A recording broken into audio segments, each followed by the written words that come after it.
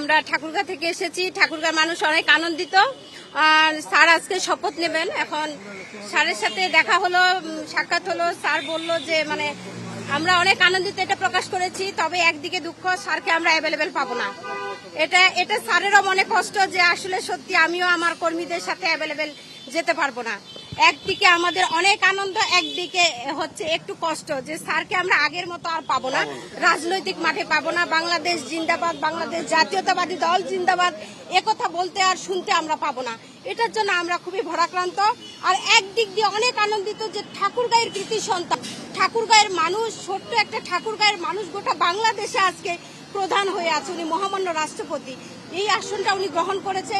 মাননীয় প্রধানমন্ত্রীকে অনেক ধন্যবাদ ও কৃতজ্ঞতা প্রকাশ করছি যে আমাদের ঠাকুরগাঁয়ের সন্তানকে আজকে এত বড় জায়গায় দিয়েছে। নিশ্চয়ই স্যারের ত্যাগ তিতিক্ষা, স্যারের যে জ্ঞান, স্যারের যে সততা, স্যারের যে মেধা, যে প্রজ্ঞা, দীর্ঘ রাজনৈতিক জীবনে উনি যতটা ত্যাগ স্বীকার করেছেন, আল্লাহর রহমতে আসলে ওনার এই পর্যায়ে প্রাপ্য ছিল।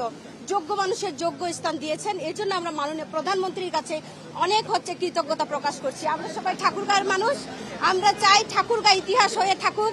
এই বাংলাদেশের রাজনীতিতে আমরা ওনার আদর্শকে নিয়ে যেন আমরা রাজনীতি করতে পারি, এটা আমাদের সবাইয়ের প্রত্যাশা।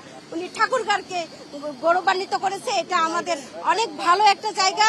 আমরা আত্মবিশ্বাসের সহিত ওনার রাজনীতিকে আমরা নিয়ে চলবো ইনশাআল্লাহ। সবাই ভালো থাকবেন, সুস্থ থাকবেন, আমাদের মহামান্য রাষ্ট্রপতির জন্য দোয়া করবেন সকলে। আসসালামু আলাইকুম।